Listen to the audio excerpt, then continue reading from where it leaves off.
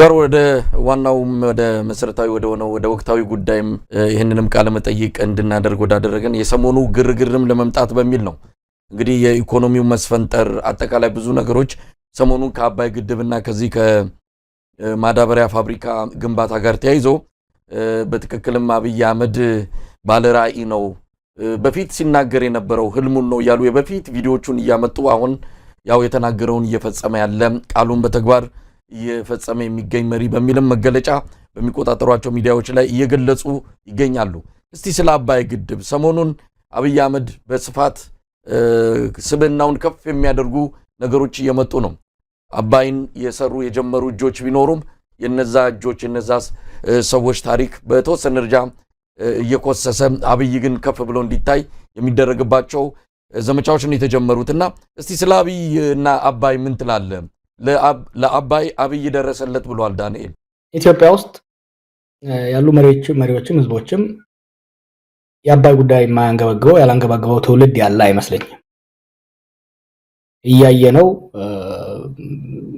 አፈራችንን ጠርጎ ሳንጠቀምበት የሚያልፍ ዋና ወንዛችን በመሆኑ በጣም ተንገብግቧል። የነበሩ መሪዎችም ከአቅም ማነስ ቀላል አይደለም የግብጽ ጫናና ሳይሰሩት አልፈዋል። እኔ እናንተ እየታገል ጥርሳችን የነቀልንበት መለስ ዜናዊ ነው ይሄን ነገር እውን ያደረገው። ስንታገለው የነበረ ሰው ነው ማይንዲው ፕላን አድርጎ አመቺ ጊዜ ተጠቅሞ የውጭ ብድር ማግኘት እንደማይችል በሀገር አቅም እንዲገነባ ያደረገው መለስ ዜናዊ ነው። ይሄ መለስን በብዙ ነገር መለስ አምባገነን ነበረ፣ ታግለነዋል፣ ብዙ ነገሮች አጥፍቷል። ለኢትዮጵያ እንደ ካሳ መለስ ጥሎ የሄደው የአባይ ግድብ ነው። አብይ ስልጣን ሲይዝ የአባይ ግድብ 65% ተጠናቆ ነበር። ኃይለማርያም አስቀጥሏል። በኃይለማርያም ጊዜ ከነበረው የፖለቲካ ቀውስ ጋር ተያይዞ ጀነራሎችም ብዙ ያጠፉት ነገር ነበር፣ ምንም ጥያቄ የለውም።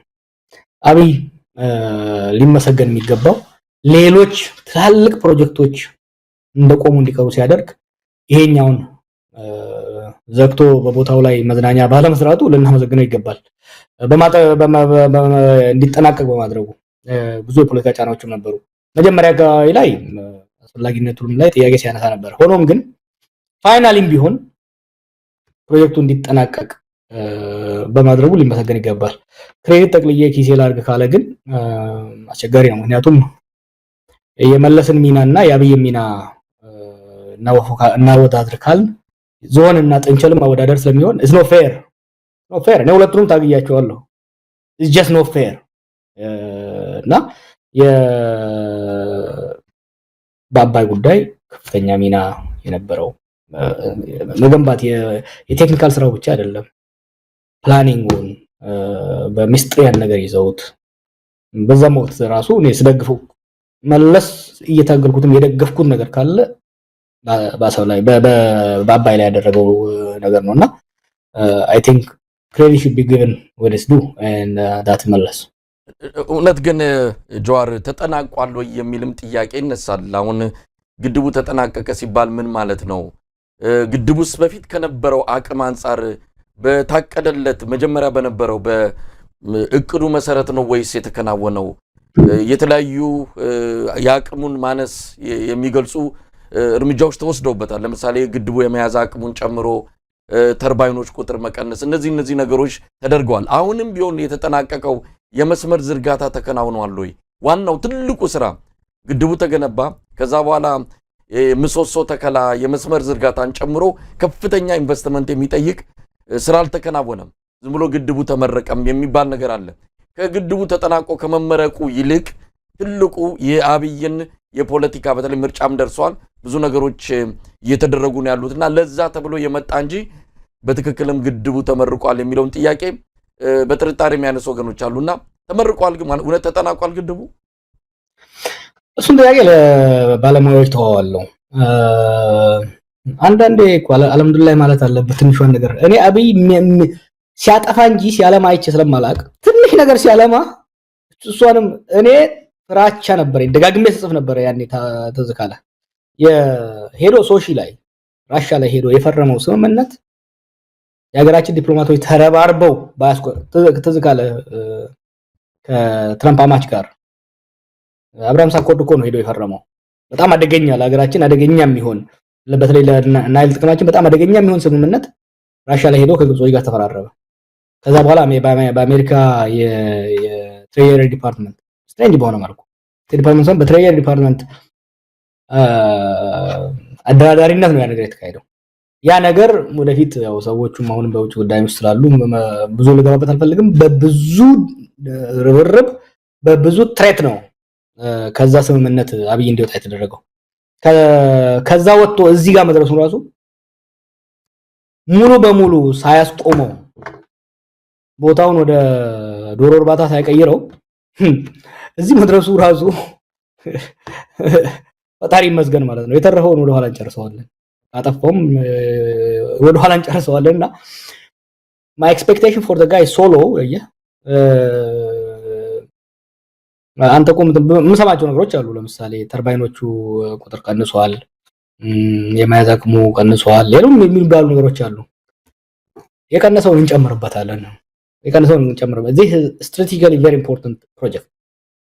ውሃውን ራሱ መያዝ እንትን ራሱ ኢነርጂ እንኳን ፕሮዲዩስ ባያደርግልን ውሃውን መቆጣጠር መቻላችን it gives us significant comparative advantage ከግብጽ ጋር እዛ ይሄ የሜካኒካል ስራው ራሱ ብቻ ተሰርቶ ማለቁ gives us strategic advantage ይሰጠናል።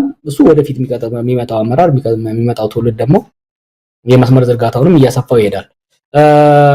ለምርጫ ነው ይጨፍርበት፣ ምንም እንትን የለውም ይጨፍርበት እና ለምን እንደሚያደርገው እኮ እናውቃለን። አሁን ከምርጫ ጋር ተያይዞ አሁን የህዝቡን ቀልብ ምናምን ለማጥፋት ነው። እንደ ያዩ መዳበሪያ ፋብሪካ ግንባታ መንገድ ላይ ቢጥለው ኖሮስ፣ እንደ ስኳር ፋብሪካዎቹ መንገድ ላይ ጥሏቸው ቢሄድ ኖሮስ ስንት ገንዘብ የተፈሰሰበት የዚህ የህዳሴ ግድብ ጥቅም ኢኮኖሚያዊ ብቻ አይደለም፣ የሴኩሪቲ እና ጂኦፖለቲካል ጥቅሙ በጣም ትልቅ ነው።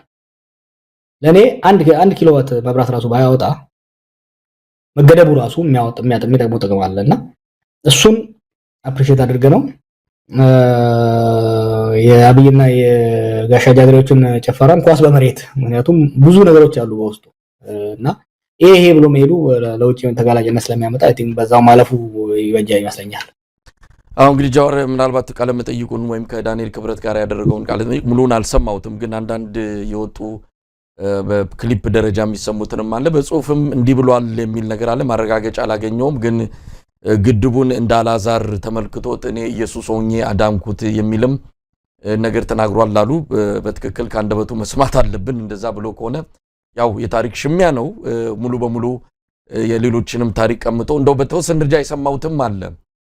ያቅሙ ስነት አለባቸው ችንታክልን የሰሩት በጣም ትንሽ ነው ብሎ የነሱን ስራ የማቆሰስና የሱን የማክዘፍ ነገር አለ። በሱም የሚዲያ ሰዎች አማካኝነት በቲክቶክም በዩቲዩብም ብልጽግናን የሚያገለግሉ የዲጂታል ሰራዊት አባላትም ግድቡ ድረስ ሄደው ከ10 ዓመት በፊት ምንም እንዳልተሰራ አፈር ብቻ እንደሆነ አሁን ከ7 ዓመት ወዲህ ሁሉ ነገር ህይወት እንደዘራ አድርገው የተናገሩትም አለ። ለማንኛውም እሱን እንግዲህ ታሪክ ይፍረደው። አንተም እንዳልከው ነገሮች ነገ ከነገ ወዲያ ግልጽ ሆነው ይመጣሉ። እስቲ ስለ ማዳበሪያው ፋብሪካ እንምጣ። ከረፈደ ነው እንግዲህ ብዙ ጩኸት ነበረ። አብይ አህመድ ከብልጭልጭ ፕሮጀክቶች ውጣና ትርጉም ያለው ነገር እንዲያደርግ ግፊት ሲደረግ ነበር። እየተቸነውም ቢሆን ይህንን ነገር እንደ ጥቆማም በብዙ መንገድ ስንገልጽለት ነበረና ዛሬ ነቅቶም ቢሆን ይህን ተፈራርመዋል። እውነት እስቲ ስለዚህ ምን ማለት ይቻላል? እነዚህ ቀደም ሲል በብዛት ገንዘብ የወጣባቸው ወደ እንደዚህ ትርጉም ወዳላቸው ፋብሪካዎችና እንዲህ አይነት ኢንዱስትሪዎች ቢቀየሩ ኖሮ ይሄን አብይ አህመድ እውነት እኛም እንደግፈው ነበረ የሚለው አስተያየት አሳማኝ ሆነ ነበረ። እዚህ ላይ ምን ማለት ይችላል? አሁን ከዳንጎቴ ጋር የተስማሙት ስምምነት አይ ቲንክ የ2.4 ቢሊዮን ዶላር ስምምነት ነው። አብይ እኮ በራሱ ቃል የ10 ቢሊዮን ዶላር ቤተ መንግስት ነው እየሰራ ያለው። አራት አሁን ስማማ አሁን የነሱ እየጨፈሩበት ያሉትን ባለሆነ ቤተ መንግስቱ ይሸጥ ስል ሲሉ ነበር። በቤተ መንግስት ብቻ 10 ቢሊዮን ያወጣው። አሁን ዳንጎቴ ሊገነባ ነው ተብሎ እየተጨፈረበት ያለውን 4 የማዳበሪያ ፋብሪካ ይሰራል። አብይ በቤተ መንግስት ላይ ያባከረው ገንዘብ በመዝናኛ ላይ በመንገድ ላይ መብራቶች በፓርክ በመናም በመዝናኛ ያወጣው ገንዘብ ተደማምሮ ወደ 30 ቢሊዮን ምናምን ይሆናል። ስንት ፋብሪካ ስንት የማዳበሪያ ፋብሪካ ስንት የስኳር ፋብሪካ ሊሰራ ይችል ነበር። አሁንም ቢሆን የግብር ዕጣ ነው። የውስጥ ስምምነቱ አይ ቲንክ መመርመር አለብን። አንዳንድ የምንሰማቸው ነገሮች አሉ። ለምሳሌ የሙገር ሲሚንቶ ፋብሪካን የመንግስት ሼር 40% ነው በዚህ አሁን ይሰራል በተባለው የማዳበሪያ ፋብሪካ ውስጥ ዩሪያ ብቻ ነው የሚያመርተው። ይሄን ለዚህ ለ40% ሼር መንግስት የሙገር ሲሚንቶ ፋብሪካ እንደሰጠው እየተባለ ነው። ያ ከሆነ ሲሪየስ ስትራቴጂክ ሚስቴክ ነው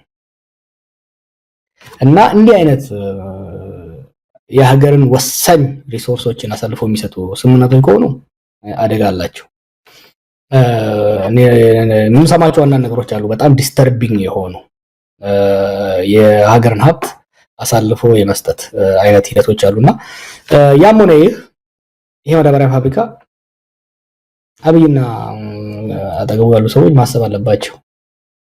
የዛሬ 5 ዓመት ለፓርክ ለመዝናኛ